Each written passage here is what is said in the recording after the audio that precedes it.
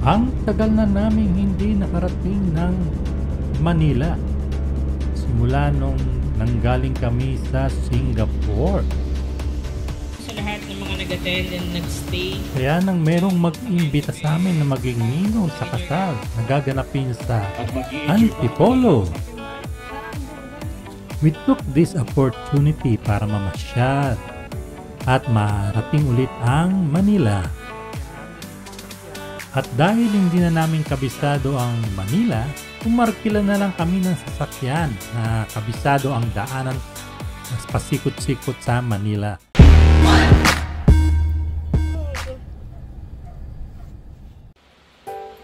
Good morning mga kasalamin!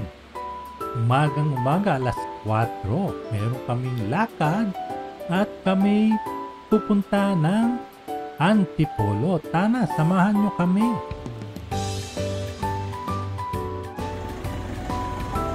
Ito ang aming sasakyan papuntang Manila or Antipolo.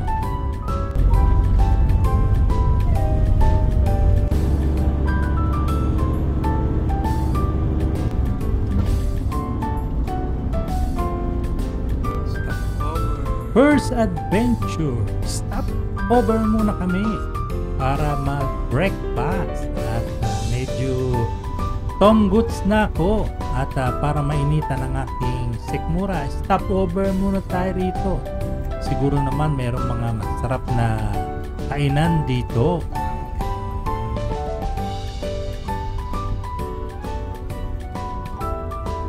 Seven na. So, stop over muna kami para mag-breakfast. Ano ba tayo? Anong lugar? Santa Rita. Pampanga? Pampanga ba? Ha? Ang kape ng Chowking. Tikman natin.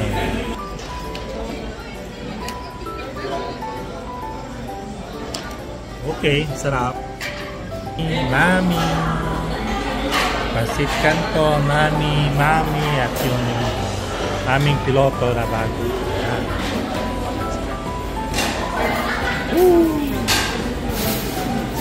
Coffee, Chowking.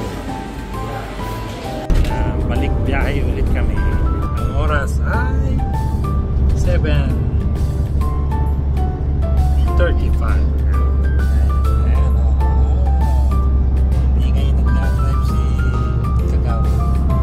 Siya ngayon. At nagkakilala muna kami ng sasakyan para medyo relax.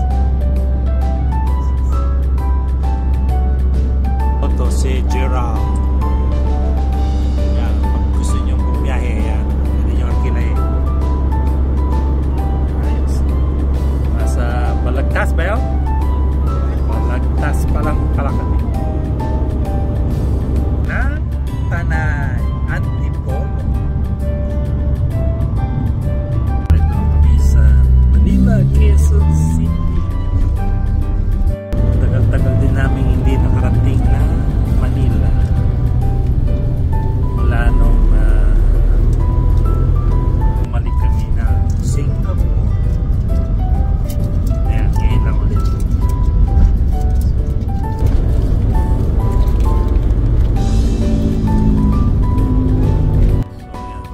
9 o'clock pa lang ng umaga, nakarating na kami rito sa Antipolo. Aba, mabilis pala ang biyahe. Sa bagay, Sabado pala. So, dadaan muna kami at mamamasyal dito sa Cloud9. Ang ganda pala ng view rito. Sa buong video, just click above ng link ng full video natin dito sa pasyal sa Cloud9.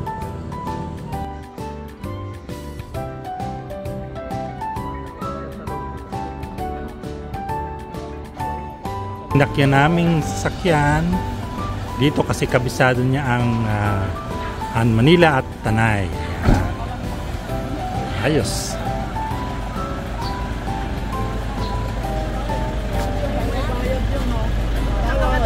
Nandito na kami sa may Antipolo Public Market. Parang laki ng market nila.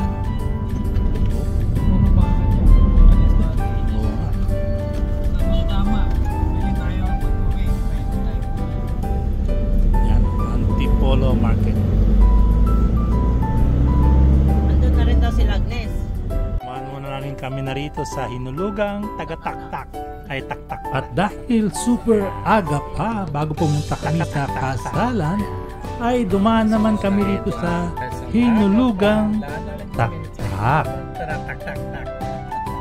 Para sa full video nitong hinulugang taktak, just click above link or below description.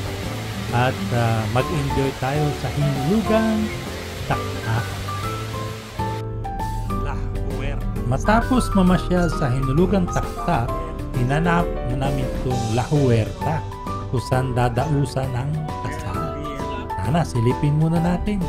Resort na ito. Aming wedding natin. Parking. Loob-looban. Yun. Dito na kami sa resort. Mukhang nagpa-practice sila ba yan? Oh, may kasoy. Amoy kasoy. Nasaan yung kasoy ba yun? Ang bango nitong kasoy na to. Ayan, oh. So, ito yung La Huerta Resort. La Huerta. Ay, mahangin dito. Dito na kami muna. Ikot-ikot muna kami. Tapos, sa kami maglalan. La Huerta. Yung taba ni Jobo. Oh, yun sila. Oh. Uy, bawal.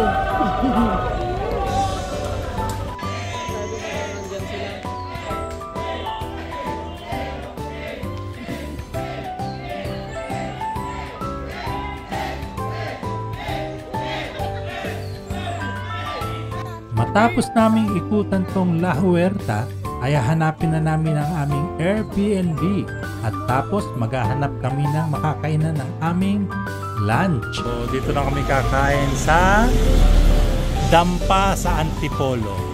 At dahil mahilig din kaming mag food trip, syempre maghahanap kami ng masarap na kainan. At ito ang susubukan natin, ang Dampa sa Antipolo.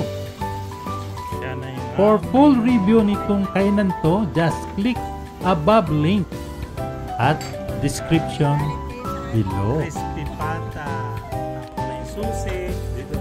Matapos naming mag-lunch, dumiretso na kami rito sa aming Airbnb sa Antipolo. At para sa full video at review nitong Airbnb na to, click above link or below description.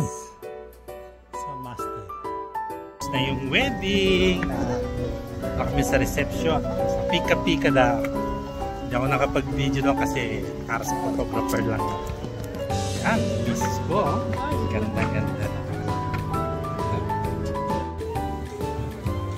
Ang ganda ng La Huerta. Masaya siyang pagdausan ng kasal. Lalo na kung ang gusto nyo ay sunset setting. So ayan, ang ganda at masarap kumain dito. So nag-enjoy ako rito. So for full video nitong review ng La Huerta, just click above and below description.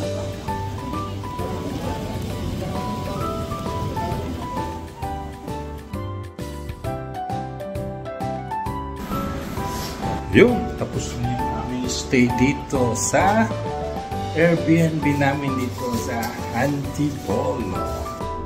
So, maaga kaming lumabas sa aming Airbnb para makapasyal, mag-breakfast, at kumain.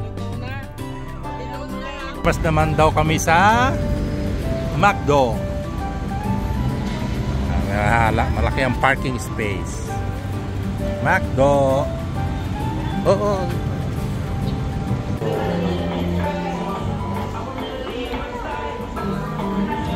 Ako, natunaw na lahat yung kinain ko kagabi.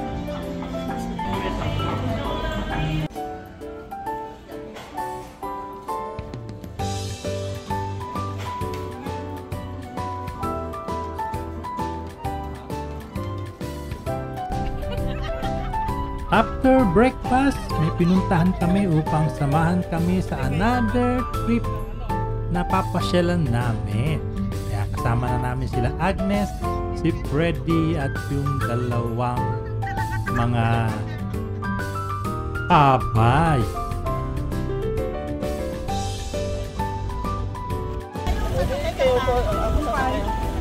Pwede nga parking nga, dito na. Saan? Parking kita lang. Oh, ito yung ano, kaya lang may ayan o, stage o. Halika nito. So ito yung view dito, ang ganda, kita mo yan. Yan, Manila. May kape yan daw doon sa tuktok. Ayan, misis ko. Kuha picture. Oh, mabilis. 1, 2, 3. Isa pa. Oy, kayo, picture kayo. Oy. Gono pala kami. Ah, Gono. Payong mo.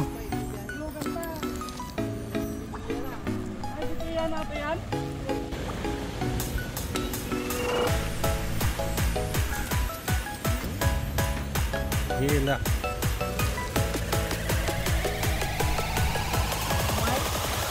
Nak.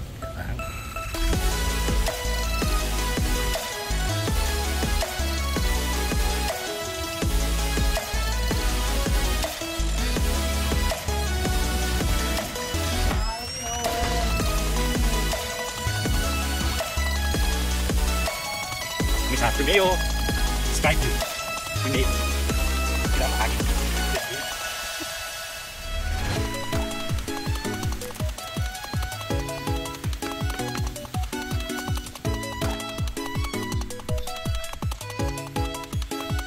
Mas maganda siguro pagkatap. Kaya lang wala kami.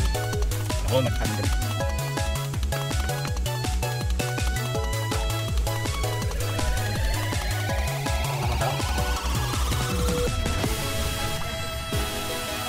Maganda rito.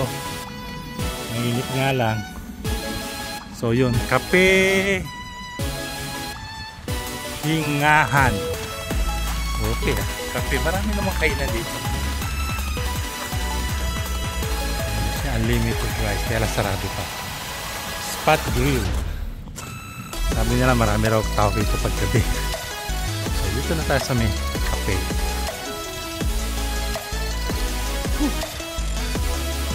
Doggy. Ang init pala rito.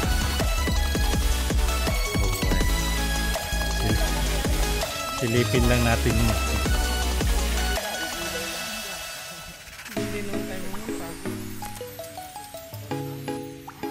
Wala na nga ito aja.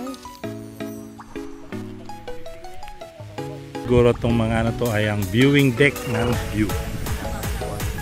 Kuwan dito habang nagkakape sila.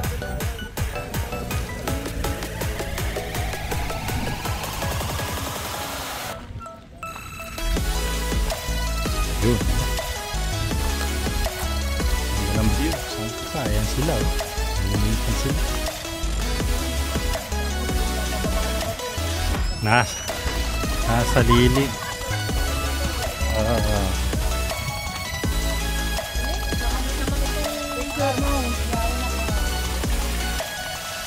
Picturean mo kapit.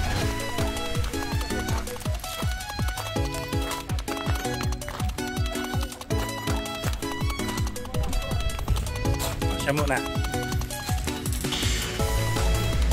Ini ata sa digang. Wala ka dito telepon. Tumpok isang daan naman. Ay! Mura naman. Matapos namin mamasyal at ipikain, ay uuwi na kami papuntang Moncada.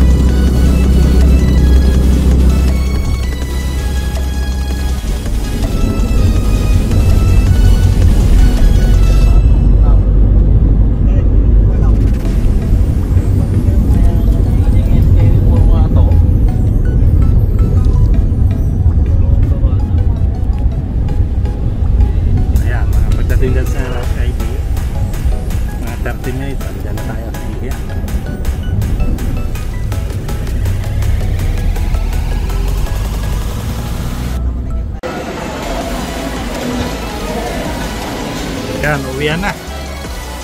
Kaming mamasya. Pero merienda muna kami. Ito sa Chowking. Halo-halo daw sa dahil mainit ang panahon. Ito yung order ko. Soup lang, siupaw, at pineapple juice.